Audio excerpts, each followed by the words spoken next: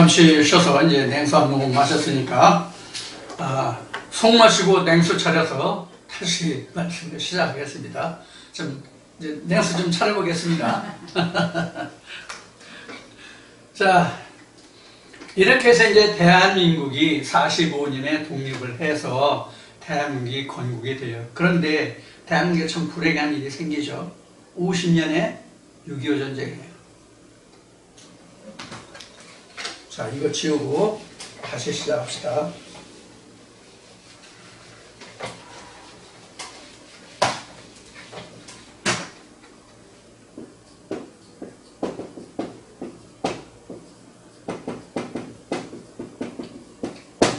이 50년에 6.25 전쟁이 발발한 것은 그 소련이 붕괴되면서 스탈린의 비밀 문서가 공개되면서 스탈린이 김일성을 충동질해서, 물론 이제 김일성하고 박헌영이가 올라가서 남한은 이러이러해서 여건이 이렇게 조성됐으니까 김일성이가 내려오기만 하면 3일 천하가 될 것이다. 그래서 김일성이가 스탈린에게 쫓아가가지고 우리 남침하려고 한다. 처음에 인정 안 했죠. 그러다 이제 결국은 스탈린이 김일성의 주장을 받아들여서 남침을 하게 돼요. 이게 이미 공산 소련이라는 체제가 붕괴되면서 비밀명서가 공개됐음에도 불구하고 오늘날 주사파들 이거 인정합니까? 이 개 같은 인간들이 인정하냐고요? 안 했단 말이에요. 그러면 김일성이가 스탈린에게 전쟁을 주장했고 스탈린이가 김일성에게 전쟁해도 좋다는 오케이 사인이 떨어진 이유가 뭐냐면, 당시에 미국의 국무장관 에치슨이라는 사람이 한국의 방어선을 일본으로 방어선을 내렸어요. 일본하고 필리핀을 경계로 해서 방어선을 남하시켰어요. 그러니까 소련에서는 생각하기를 미국이 남한을 포기했다라는 생각을 했던 거예요. 그래서 6.25가 발발한 거예요. 스탈린이 주도하래. 그러니까 김일성이는 스탈린의 앞잡이였죠. 이게 역사적인 사실로 밝혀졌고 북한이란다. 소련의 비밀문서도 공개됐음에도 불구하고 오늘까지 주사파는 그걸 인정 안 하고 남한에서 북한을 침공했다 이렇게 된 거예요.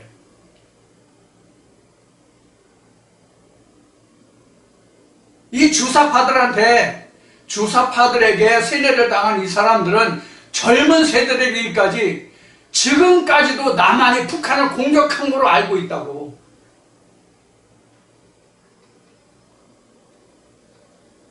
어제 아침인가 어제가 토요일이죠. 어제 아침인가 송재준이가 이재명이 아직더라고요. 이재명이 선거사무소인가 이재명 집인가 지지자들이 모이면 거기 가서 어떤 젊은 처녀하고 아가씨하고 대담한 것이 송재준 TV에 나왔는데 참 기가 막히더라.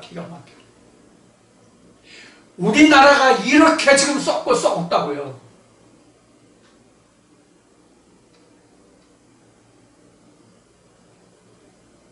그래서 제가 친구들 단체 톡방에 선악의 개념이커녕 도덕 존재 자체가 도덕 존재 자체도 없다. 지금 도덕 존재 가치, 도덕 수준도 땅에 떨어졌다. 이와 같이 지금 이야기하고 있는 거예요.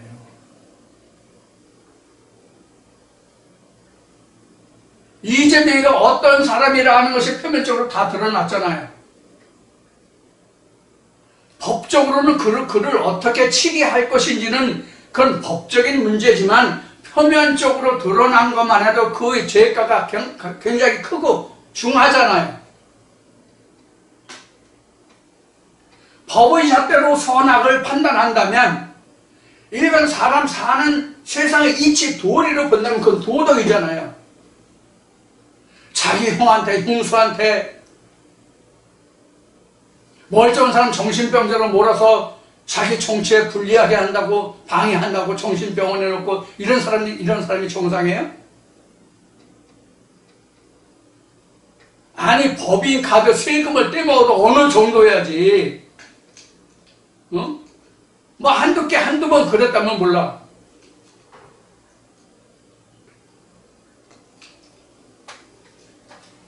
그건 선악의 법의 치리 이전에 도덕적인 관념으로 되지 않는 거잖아요. 그런데 이번 선거에서 드러난 사실을 봐요. 투표의 거의 반은 이런 가치 존재조차도 없는 그들에게 반이 투표가 됐잖아. 물론 거기에 지금 상당한 부정의 그 요소가 있다는 것이 지금 공개되고 있긴 하지만,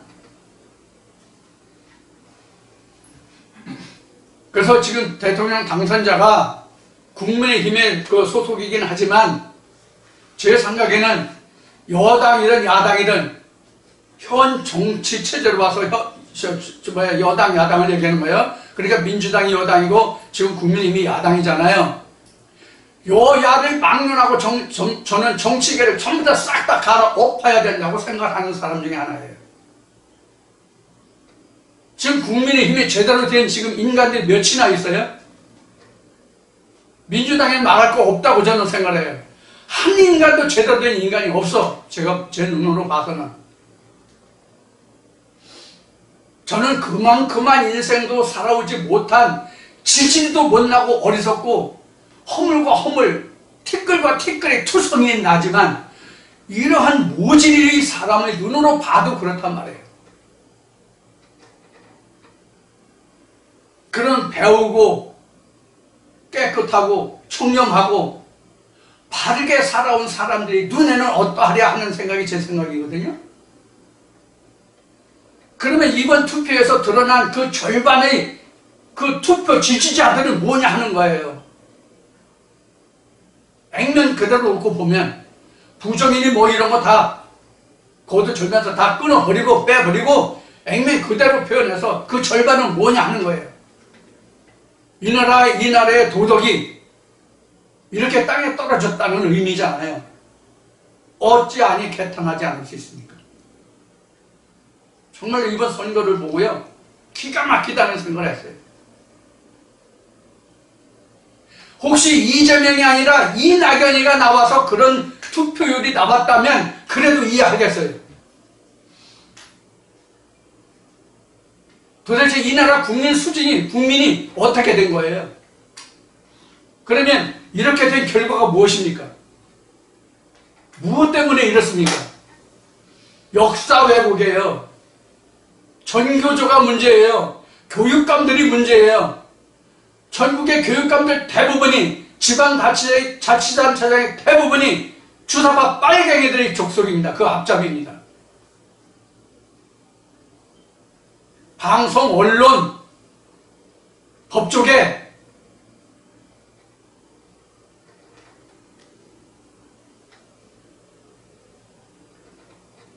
이번에는 선거위원장인 뭐 노승인가 누가 우리법 연구회? 우리법 연구회인지 무슨 법 연구회인지 민노총? 한국노총? 이것들 다 모으는 것들이에요 도대체가. 나라는 뒤집어져도 저들은 처먹고 살겠다는 놈들이 아니에요. 회사는 무너져도 나는 먹고 살겠다는 놈들이잖아요. 회사가 없으면 노조가 있어요? 나라가 없으면 전교조 있어요? 빨갱이 세상 되면 그놈들이 더 지금보다 잘 먹고 잘 살 것 같아요? 김일성 주사파를 따르는 놈들이 자기 새끼들을 왜 미국으로 유학 보내?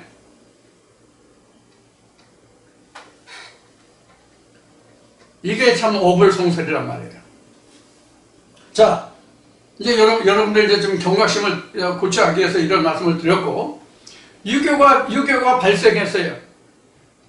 유교 발생한 거 지금 앞에 그 내력을 지금 대략 설명드렸죠. 역사를 보면 금방 나와요. 역사 공부할 필요도 없어요.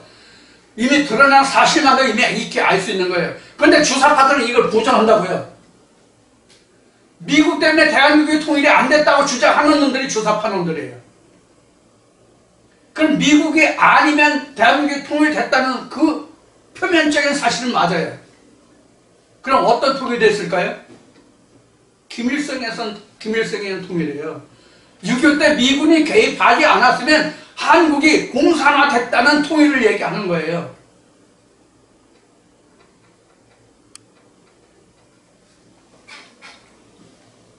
지금 주사파들이 이거를 지금 학생들한테 가르치고 있다고요. 그래서 이번에 설교서 40대, 50대가 어떻게 했습니까? 이재민 거기다 찍었죠? 지지율이 높았죠?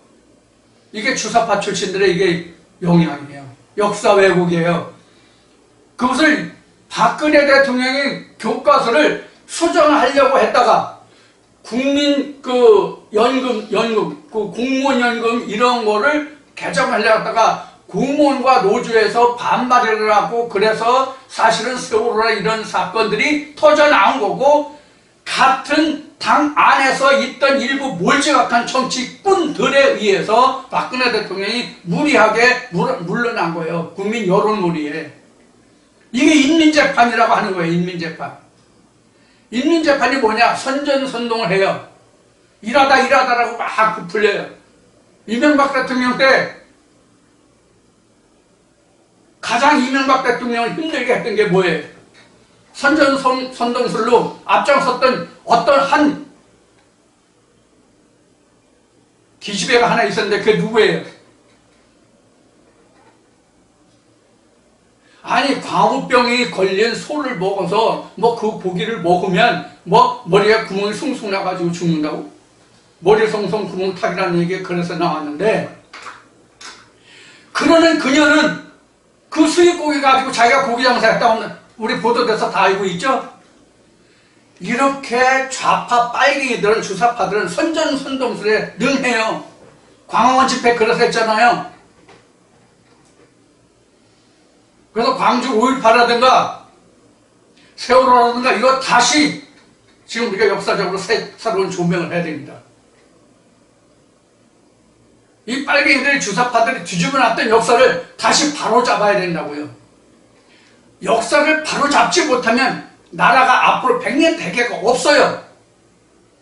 성경을 바로잡지 못하면 믿음의 사람들이 나타날 수가 없어요. 믿음의 사람들이 있을 수가 없어요. 구원받을 인생이 없어요. 똑같단 말이에요.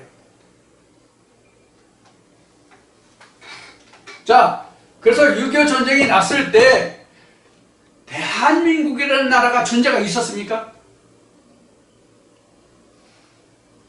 6.25 전쟁이 났을 때 대한민국이라는 나라가 존재가 있었냐고. 그 당시에 우리나라가 6.25 전쟁이 났을 때 우리나라 국민의 소득이요 70불인가였어요. 지금은 3만 불이라고 그러죠. 북한이 우리보다 훨씬 많았어요. 100 몇십 불이었을 때예요. 그때 6.25 때. 6.25가 나고도 6.25나 60년대 초도 북한이 우리보다 잘 살던 시대라고요. 자, 그런데 중요한 문제가 여기서 하나 있어요. 뭐가 하나 있느냐? 이승만이 미국과 1대1의 군사동맹을 맺은 일이에요. 1대1로 군사동맹을 맺은 일이라고 이승만이가. 그러면 한국이 재정적인 국력이 있어요? 군사적으로 뭐 월등한 게 뭐가 있었어요? 백성이 깨어 있었어요? 지식 수준이 높았어요? 뭐가 있었냐고 대한민국이. 아무것도 없었어요.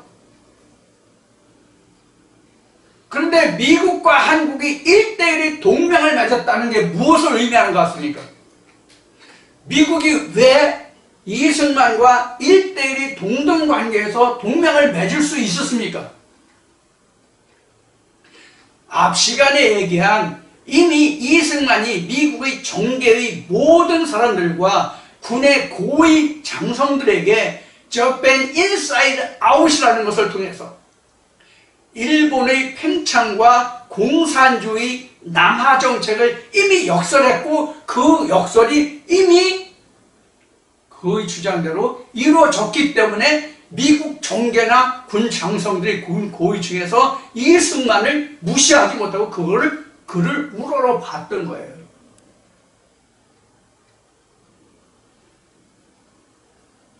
그래서 이승만이 위대한 거예요.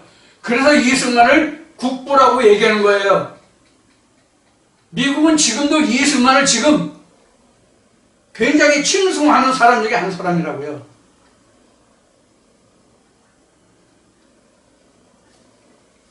이승만이 없으면 오늘날 대한민국이 없어요. 이러한 깃틀 위에 대한민국에 세워졌는데 3.15 부정선거라는 것을 통해서 이승만의 시대는 가고 대한민국이 그냥 우합지졸의 나라가 됐어요.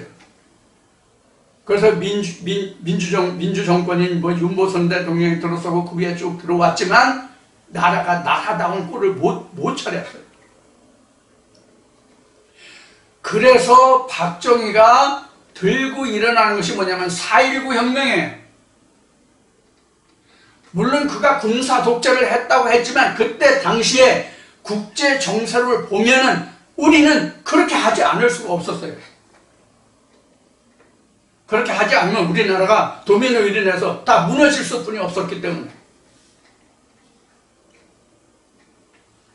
그래서 세계 여러 유수 선진국과 손을 잡고 도움을 청하고 어드바이스를 받고 그래서 한국이 발전할 수 있는 계기를 마련한 그 키트를 마련한 사람이 바로 박정희라는 사람이에요.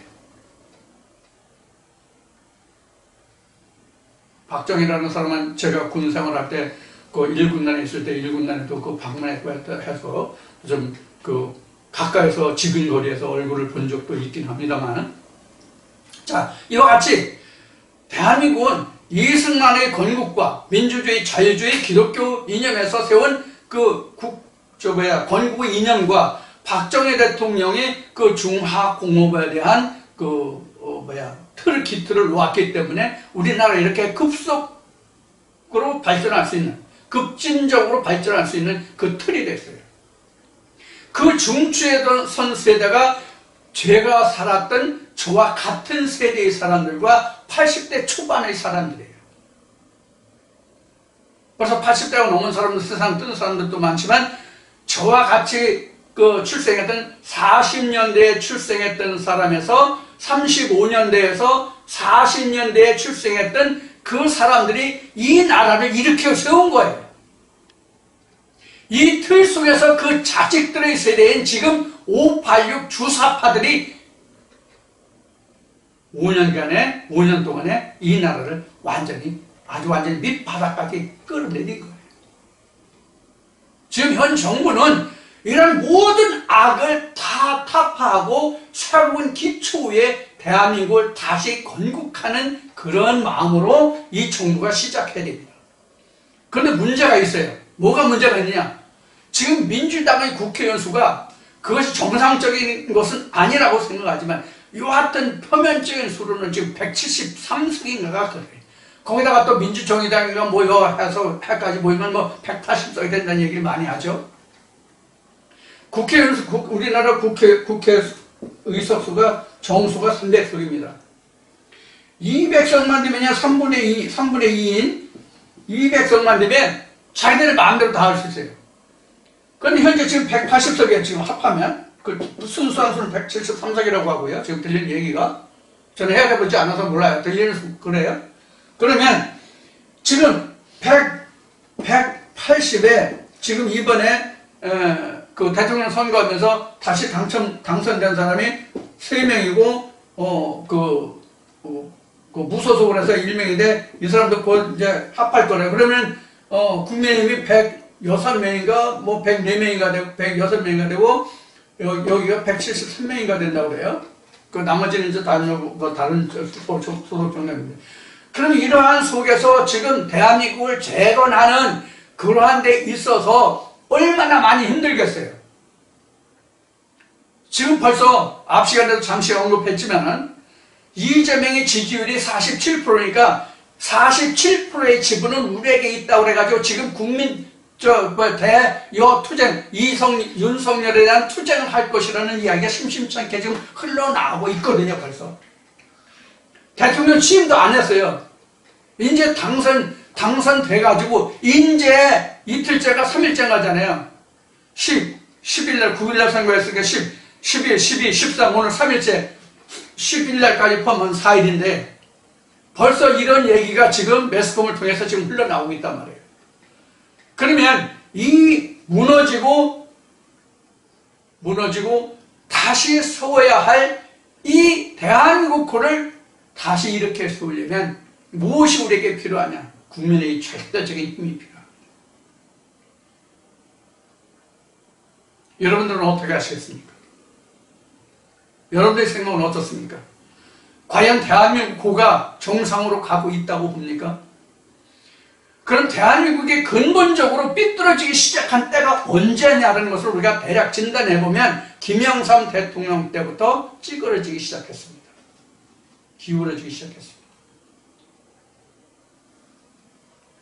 김영삼이 좋은 정책을 많이 하고 그의 업적도 많지만 가장 큰 단초가 잘못된 단초가 뭐냐면 5.18을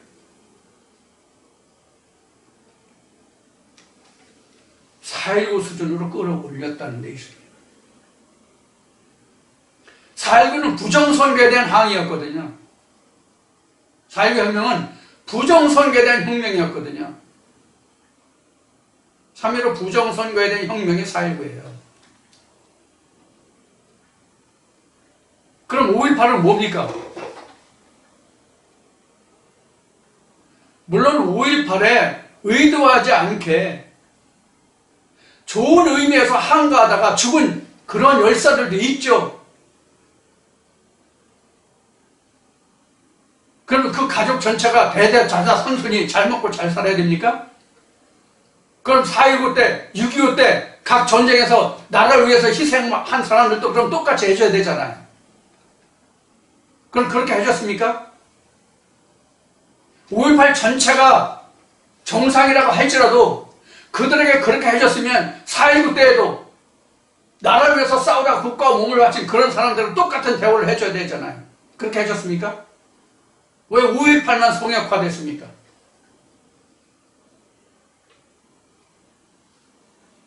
그래서 어떤 사람들은 아직도 전라도는 전라민국 고유한 나라라고 지금 평을 하고 있는 사람들이 많이 있단 말이에요.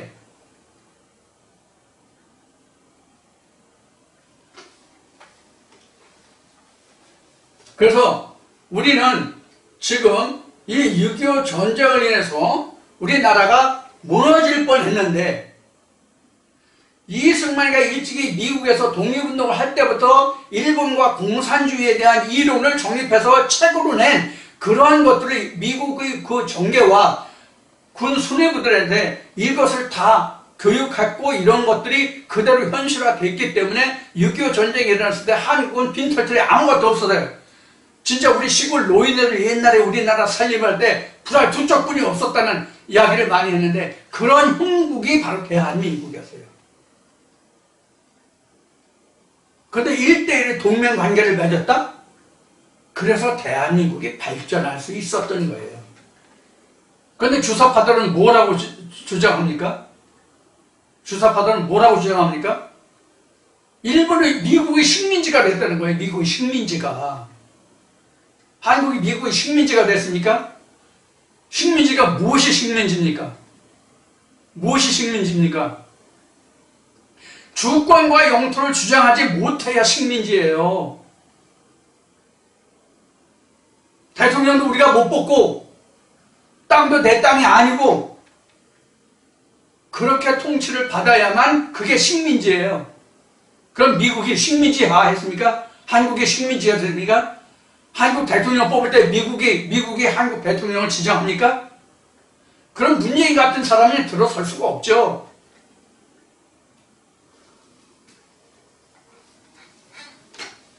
정신을 똑바로 차리고 우리가 현실을 직시해야 된다 그런 얘기입니다. 그래서 성경에 이미 에레미야를 통해서 지금 성전 밖의 사람들, 즉 모래와 바다에 관해서 지금 에레미야를 통해서 이미 하나님이 언급해 놓고 계시단 말이에요. 이게 지금 세상 자연 이치가 아니라고요. 자연 이치를 보면 몇 년 전에 일본에서 지진이 일어나가지고 쓰나미를 일어나서 엄청난 피해를 입었죠. 어떻게 바닷물이 넘어오냐고.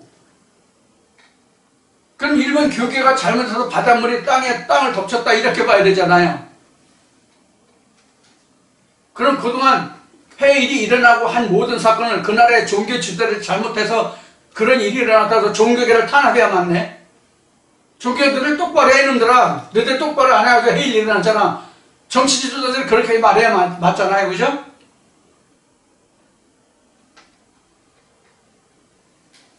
우리나라도 그 서해안의 일대 보면 그 해수면이 높아져가지고 바닷물이 넘어올 때가 있죠.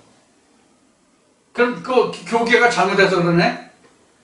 그럼 정치 지도자들이 교계를 탓해야지. 이게 이치적으로 맞냐고요. 바다에 모래가 있으면 모래에 있는 것은 아무리 해일이 일어나도 바닷물이 올라오지 않아야 맞죠.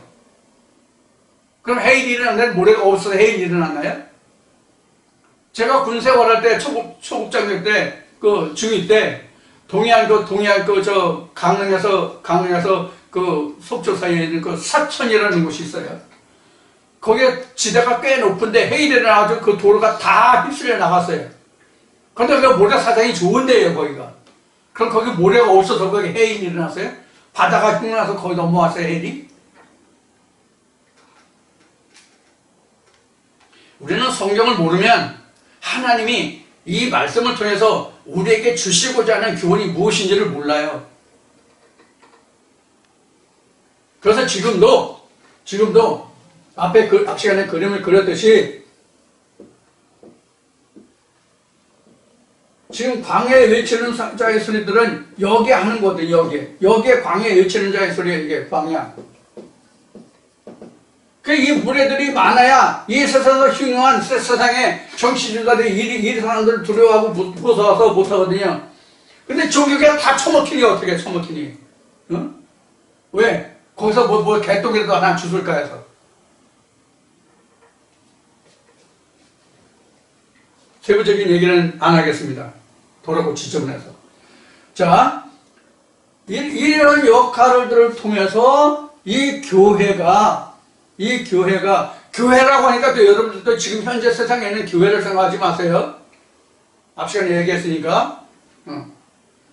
우리 믿음이 보장받을 수 있다고. 이 바다가 흉흉하지 않고 잔잔해야만 흉흉할 때나 잔잔할 때나 그 역할을 잠잠케 하는 게 뭐예요?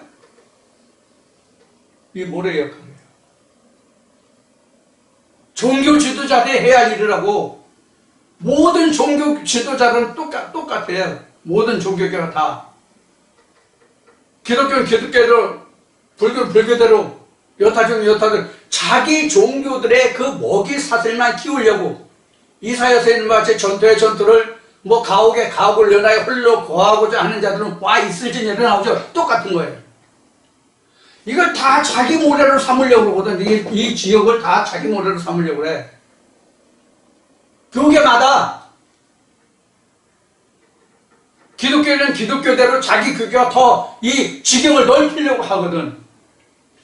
이 안에서 하나님이 나라의 지경을 넓히려고 하는 것이 아니라 세상에서의 자기 지경을 넓히려고 하는 이런 자에게 봐 있을지 일어난 거예요. 그래도 세상에 잘못되는 줄 알고 교계가 잠잠해야 되나요? 복음서에 이런 말이 나오죠. 소금이 그 맛을 잃으면 무엇에 쓰리요? 다만 길거리에 버려져 사람의 발품이 될 뿐이다. 지금 교계 얼마나 지금 세상에 발품이 되고 있습니까? 세상 사람들이 교계를 얼마나 짓밟냐고요. 실제 우리가 땅을 딛고 걸어다니는 그 발로 짓밟나요? 말이 발로 짓밟잖아요. 목사 새끼들이라고 그래요. 목사 새끼들. 직접 들어본 사람 있나 모르겠네. 목사 새끼들 그거 뭐 하는 거야? 이런 얘기 들어보셨나요, 여러분들이요? 저는 들어봤어요.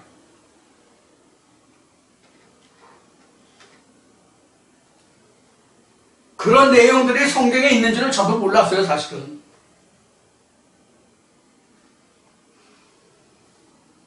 이게 무엇을 두고 하는 말씀인지 저도 몰랐다고요, 사실은. 아, 참, 하나님 말씀은 신기하다. 이런 것도 있나?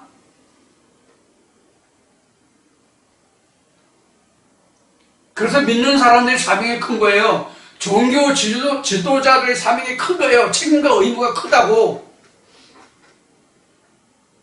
근데 예수가 말하는 바와 같이 백성들에게, 국민들에게 짐을 잔뜩 지어주고, 감당하지 못하는 짐을 잔뜩 지어주고, 저는 손가락 하나 까딱 앉는다고 성경은 기록하고 있죠. 종교 지도자들 다 이런 놈들이야, 다. 저부터.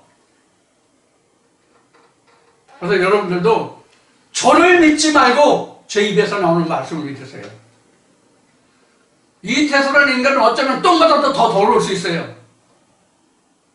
그래서 썩은 똥은 거름이라도 하지, 썩지 않은 똥은 냄새만 나고 거름도 안 돼요. 저는 생똥보다도 더 더러울 수 있어요. 아니, 더러울 수 있는 게 아니라 더러워요. 단정적으로 더러워요. 그러나 제 입에서 나오는 하나님의 말씀이 진정한 하나님의 말씀이라고 믿어지시면 말씀대로 하세요.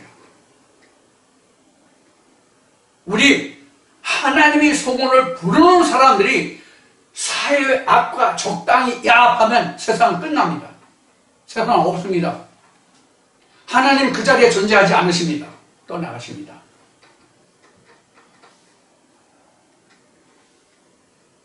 그래도 정치와 종교가 세상과 아무런 상관이 없어요?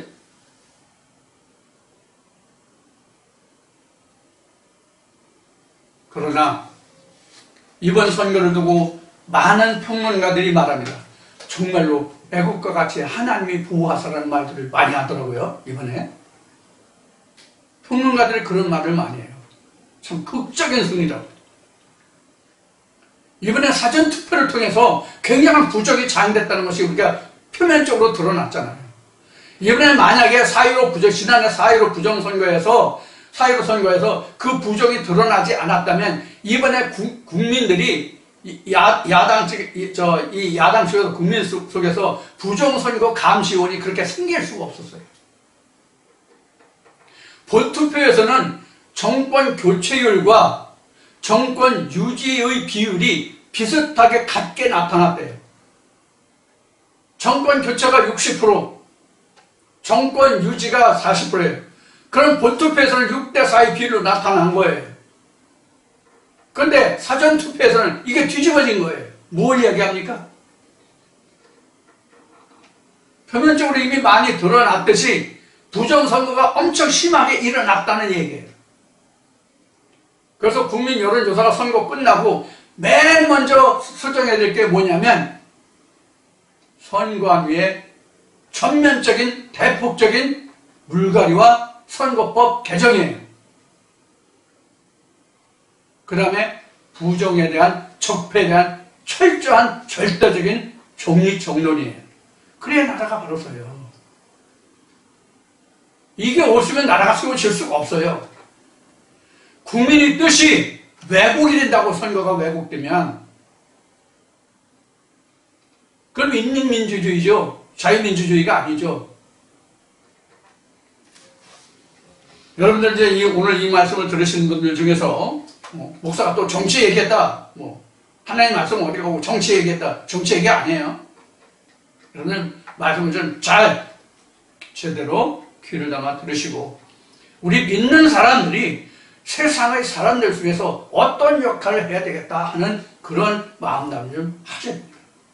사실은 모래가 하나님의 말씀을 모르고 우리가 하나님을 찾아가고자 하는 그 모든 무리들이 다 모래예요. 사실 따지고 보면 저나 여러분이 다 모래라고. 지금 모래에서 하나님의 성전으로 지어져 가는 사람들이라고. 세상 속에서 우리가 드러나서 모래가 된 거라고. 이런 면을 잘 생각하셔서 여러분들 앞으로 신앙생활 하시는데 많은 도움이 되셨으면 좋겠습니다. 즉 우리 해야 할 역할과 사명에 대한 이야기예요. 결코 바다와 모래의 이야기가 아니에요. 가옥의 가옥, 전투의 전투 얘기가 다른 이야기가 아니에요. 나에 관한 얘기예요. 내가 하나님을 믿으니 복받아서 남보다 더 잘 먹고 잘 살고 내 자식들이 잘 살고 우리 대다수는 우리 집은 잘 살고 이런 게 아니란 말이에요. 우리가 좀 더 하나님 말씀 안에서 좀 깨어나고 하나님이 진짜 성경을 통해서 우리에게 말씀하신 바가 무엇인지를 우리가 바르게 깨달아서 바른 신앙생활, 바른 믿음의 길을 걸을 수 있었으면 하는 마음에서 이번 설교를 통해서 나타난 사실들을 보고 제가 느낀 점을 성경에 대입해서 말씀을 드렸습니다. 앞으로도 여러분들 이 말씀을 염두에 두시고 모든 말씀을 들으실 때에 이런 것을 많이 마음속에 심어두시고 내가 해야 할 일과 역할이 무엇인가, 각자의 맡아진, 각자의 주어진 여건과 상황 속에서 내가 하나님을 믿음에 참으로 내가 사는 이 나라, 이 땅, 이 민족, 국가를 위해서 무엇을 어떻게 할 것인가 하는 생각도 함께 하면서 올바른 신앙생활, 좌우로 치우치지 않는 신앙생활, 정로로 첩경으로 가는 신앙생활이 되었으면 하는 마음으로 오늘 이 말씀으로 함께 했습니다. 자, 이 한 주도 잘 보내시고 다음 주에 다시 만나 뵙겠습니다. 감사합니다.